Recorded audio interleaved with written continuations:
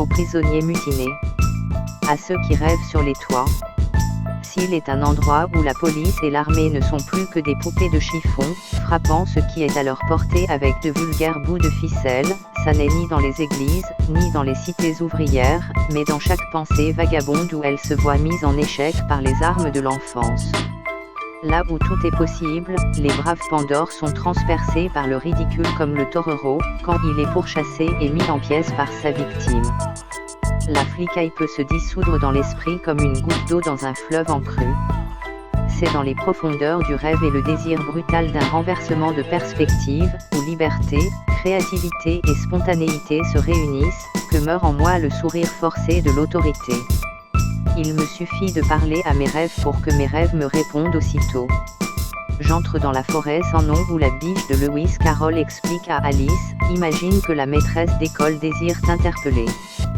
Plus de nom, la voilà qui crie et oh. Mais personne ne s'appelle de la sorte, personne ne doit donc répondre. Heureusement forêt de la subjectivité radicale. Le rêve ne connaît aucun nom, aucune morale, ni contrainte qui ne puisse être brisée d'une simple envie.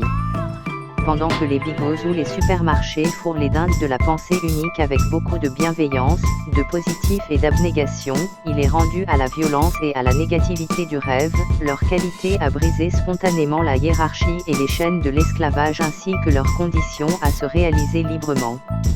Armes sans lesquelles, la violence insurrectionnelle, même dans l'inconscient, est soumise à la puanteur du pouvoir et à sa corrosion.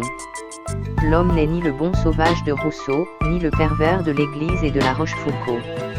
Il est violent quand on l'opprime, il est doux quand il est libre.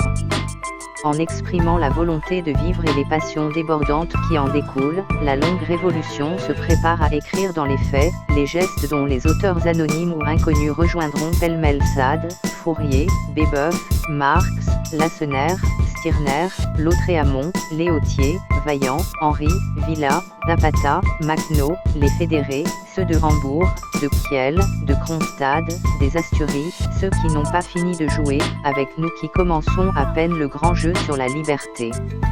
Nous attiserons le feu de l'imaginaire pour que nos incendies éclairent les ruines de la réalité qu'est l'organisation de la survie.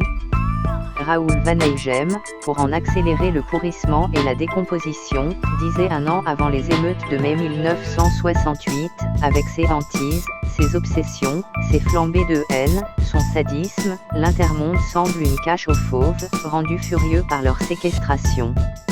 Chacun est libre d'y descendre à la faveur du rêve, de la drogue, de l'alcool, du délire des sens. Il y a là une violence qui ne demande qu'à être libérée, un climat où il est bon de se plonger, ne serait-ce qu'afin d'atteindre à cette conscience qui danse et tue, et que Norman Brown a appelée la conscience dionysiaque. L'aube rouge des émeutes ne dissout pas les créatures monstrueuses de la nuit. Elle les habille de lumière et de feu, les répand par les villes, par les campagnes. La nouvelle innocence, c'est le rêve maléfique devenant réalité. La subjectivité ne se construit pas sans anéantir ses obstacles, elle puise dans l'intermonde la violence nécessaire à cette fin. La nouvelle innocence est la construction lucide d'un anéantissement. Le désir d'en finir avec la survie, de transformer passionnément le monde selon la volonté de chacun, et de vivre, renaîtra toujours là où nos rêves, 1000 fois, ont été brisés et mutilés par la mécanique inhumaine de la réalité. Les fusillés de la Commune de Paris entreront nos nuits préhistoriques tant qu'ils n'auront pas été vengés. Le dépassement des rapports de domination et du pouvoir hiérarchisé propose les bases d'un rêve à la fois individuel et collectif. La société des maîtres sans esclaves reste à réaliser. Aux prisonniers mutinés, à ceux qui rêvent sur les toits. S'il est un endroit où la police et l'armée ne sont plus que des poupées de chiffon, frappant ce qui est à leur portée avec de vulgaires bouts de ficelle, ça n'est ni dans les églises, ni dans les cités ouvrières, mais dans chaque pensée vagabonde où elle se voit mise en échec par les armes de l'enfance. Là où tout est possible, les braves Pandores sont transpercés par le ridicule comme le torero, quand il est pourchassé et mis en pièces par sa victime. La flicaille peut se dissoudre dans l'esprit comme une goutte d'eau dans un fleuve en crue. c'est dans les profondeurs du rêve et le désir brutal d'un renversement de perspective, où liberté, créativité et spontanéité se réunissent, que meurt en moi le sourire forcé de l'autorité. Il me suffit de parler à mes rêves pour que mes rêves me répondent aussitôt. J'entre dans la forêt sans nom où la biche de Lewis Carroll explique à Alice, imagine que la maîtresse d'école désire t'interpeller. Plus de nom, la voilà qui crie eh oh. Mais personne ne s'appelle de la sorte, personne ne doit donc répondre. Heureusement, forêt de la subjectivité radicale. Le rêve ne connaît aucun nom, aucune morale, ni contrainte qui ne puisse être brisée d'une simple envie.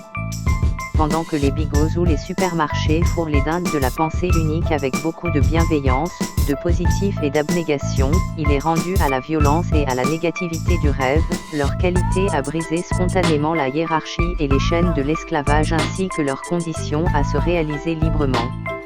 Armes sans lesquelles, la violence insurrectionnelle, même dans l'inconscient, est soumise à la puanteur du pouvoir et à sa corrosion.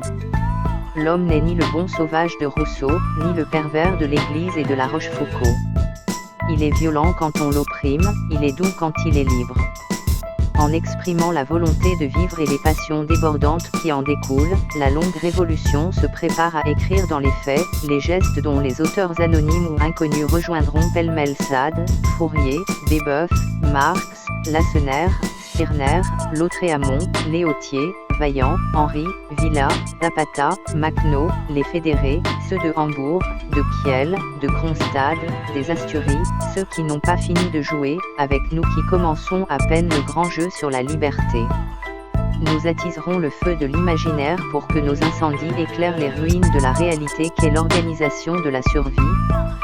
Raoul Vaneigem, pour en accélérer le pourrissement et la décomposition, disait un an avant les émeutes de mai 1968, avec ses hantises, ses obsessions, ses flambées de haine, son sadisme, l'intermonde semble une cache aux fauves, rendus furieux par leur séquestration.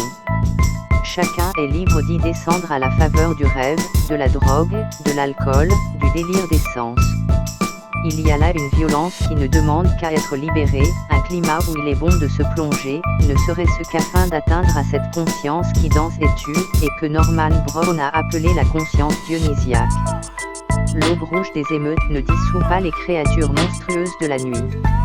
Elle les habille de lumière et de feu, les répand par les villes, par les campagnes. La nouvelle innocence, c'est le rêve maléfique devenant réalité.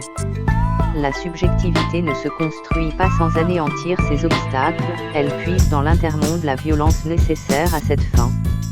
La nouvelle innocence est la construction lucide d'un anéantissement.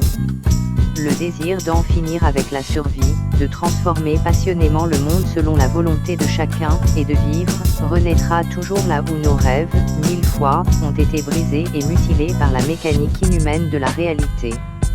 Les fusillés de la Commune de Paris, entreront nos nuits préhistoriques tant qu'ils n'auront pas été vengés. Le dépassement des rapports de domination et du pouvoir hiérarchisé propose les bases d'un rêve à la fois individuel et collectif. La société des maîtres sans esclaves reste à réaliser.